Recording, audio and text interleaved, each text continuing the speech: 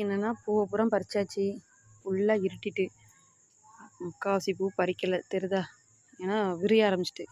இதை நம்ம இன்றைக்கி சீக்கிரம் கட்டலைன்னா இதுவும் விரிஞ்சிரும். கட்டி முடிச்சுட்டு கெட்டதுக்கு மட்டும் விளக்கு பற்ற வச்சுருவோம். கொஞ்சோண்டு பூ மட்டும் சாமிக்கு கட்டிட்டு விளக்கு பற்ற வச்சுட்டு அப்புறம் மிச்ச பூ அப்புறம் கட்டலாம். பறிக்க பறிக்க கண்ணுக்கு பூ தெரிஞ்சுக்கிட்டே இருக்குது. பொம்பளை பிள்ளைகளுக்குன்னா பூன்னா போதும் என்ன, கரெக்டு தான்.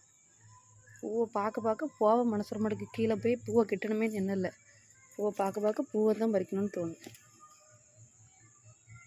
கீழே கிடக்கு பாருங்க, இவ்வளோ பூத்து நேரத்தைக்கு முந்தானத்தைக்கு விரிஞ்சு மழை நேரத்தில் விரிஞ்சு கீழே விழுந்த பூக்கள்.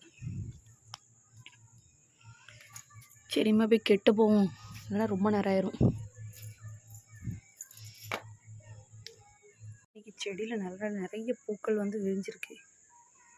இந்த அழகான பிங்க் ரோஸ், ஆரஞ்சு ரோஸ், இந்த ரெண்டையும் நம்ம நாளைக்கு தான் பறிக்கணும் பாப்பாளுக்கு வச்சு விட.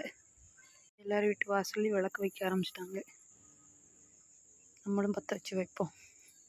நம்ம வீட்டு வாசல்லையும் விளக்கு வச்சாச்சு. ஒரு நாளுக்கு அப்புறம் இன்றைக்கி தாங்க எங்கள் பிச்சி பூவில் நிறைய பூ பூத்துருக்கு. இன்னைக்கு இவ்வளோ பூ இருக்குது. இன்னும் பாதி பூ பறிக்கலை, பறிச்சா நிறையா வந்திருக்கும். கெட்ட மாட்டுக்கு இன்னொன்று பாதி விரிஞ்சிட்டு. பூவை கெட்டினதுக்கப்புறம் இந்த மாதிரி சுருட்டி தான் வைப்பேன். ஏன்னா அப்போ தான் அந்த பூ வந்து இது எங்கே தரல இப்படி சுருட்டி வச்சாக்கி ஃபுல்லாக விரியாது, நல்லா ஃப்ரெஷ்ஷாக இருக்கும் பார்க்கறதுக்கு. அப்புறம் என்ன மக்களே, நைட்டுக்கு சாப்பாட்டுக்கு சாம்பார் சாப்பாடு ரெடி. முள்ளங்கி சாம்பார் வச்சுருக்கேன்.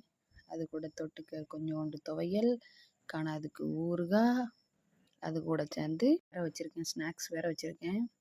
எல்லாத்தையும் சேர்த்து வச்சு ஒரு வெட்டி சாப்பிட்ற வேண்டியதான். இன்றைக்கி நைட்டு என்ன சமைச்சு சாப்பிட்டீங்கிறத மறக்காமல் கமெண்ட் பண்ணிவிட்டு போங்க. டாட்டா பாய், நெக்ஸ்ட் வீடியோவில் பார்க்கலாம்.